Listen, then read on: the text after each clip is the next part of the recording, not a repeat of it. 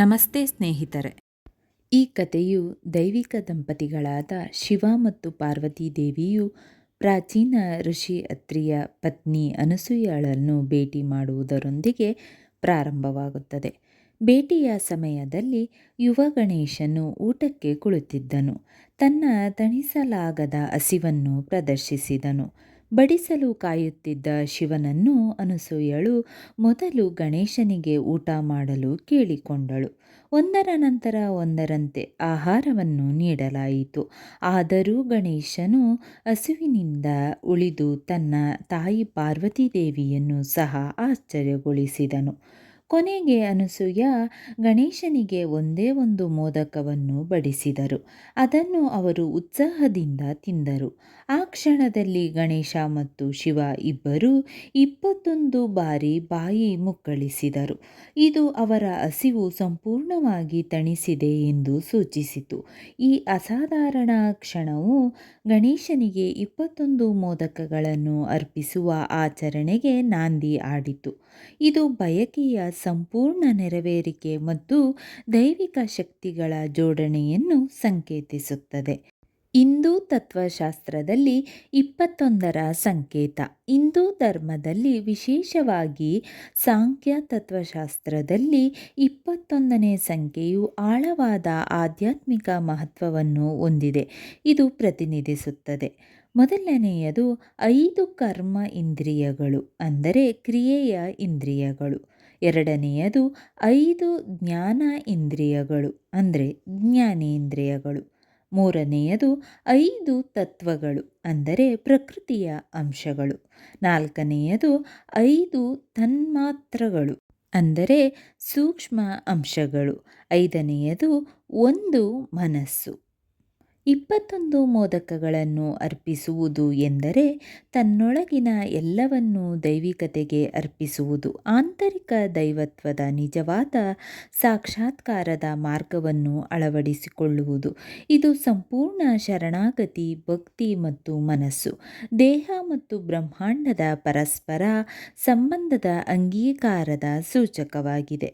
ಪುರಾಣಗಳ ಹೊರತಾಗಿ ಮೋದಕಗಳು ಗಣೇಶನ ನೆಚ್ಚಿನ ಸಿಹಿ ತಿಂಡಿಯಾಗಿ ಪ್ರಾಯೋಗಿಕ ಮಹತ್ವವನ್ನು ಹೊಂದಿದೆ.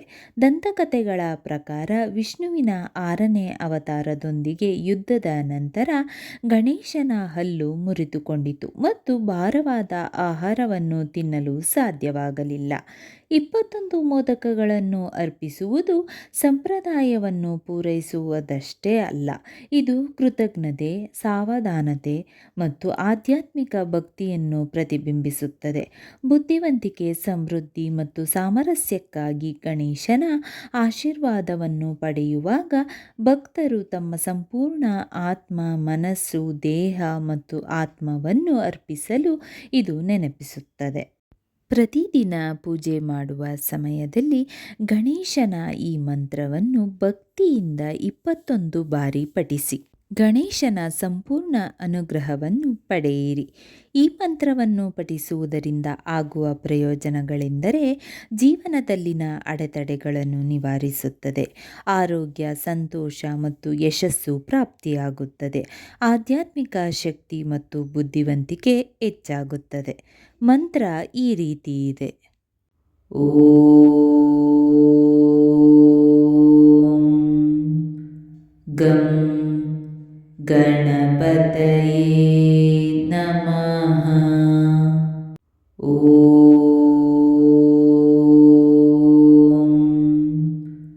ಗಂ ಗಣಪತಯೇ ನಮಃ.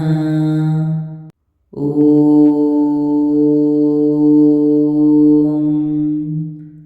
ಗಂ ಗಣಪತಯೇ ನಮಃ. ಓಂ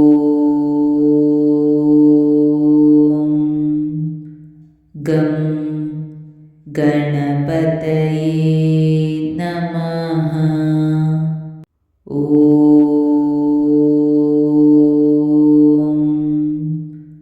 ಗಂ ಗಣಪತಯೇ ನಮಃ.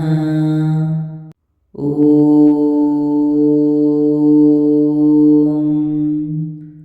ಗಂ ಗಣಪತಯೇ ನಮಃ. ಓಂ ಗಂ ಗಣಪತಯೇ ನಮಃ. ಓಂ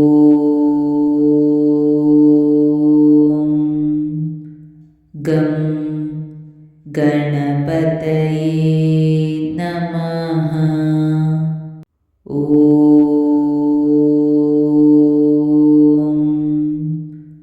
ಗಂ ಗಣಪತಯೇ ನಮಃ. ಓಂ ಗಂ ಗಣಪತಯೇ ನಮಃ. ಓಂ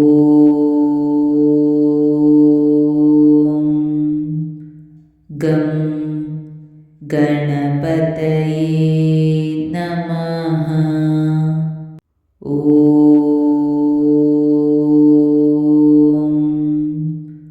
ಗಂ ಗಣಪತಯೇ ನಮಃ. ಓಂ ಗಂ ಗಣಪತಯೇ ನಮಃ. ಓಂ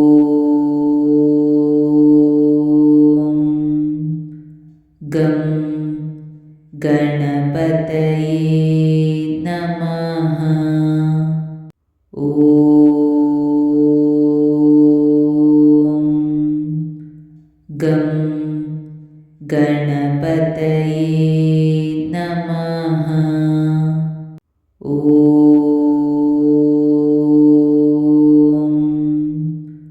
ಗಂ ಗಣಪತಯೇ ನಮಃ. ಓಂ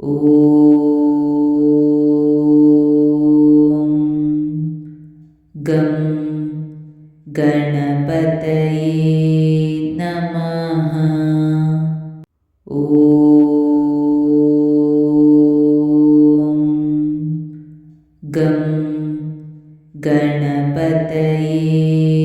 ನಮಃ.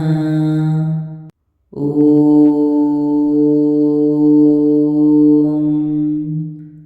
ಗಂ ಗಣಪತಯೇ ನಮಃ.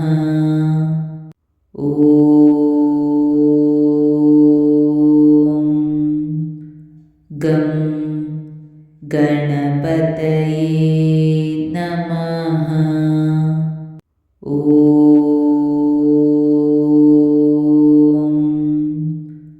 ಗಂ ಗಣಪತಯೇ ನಮಃ.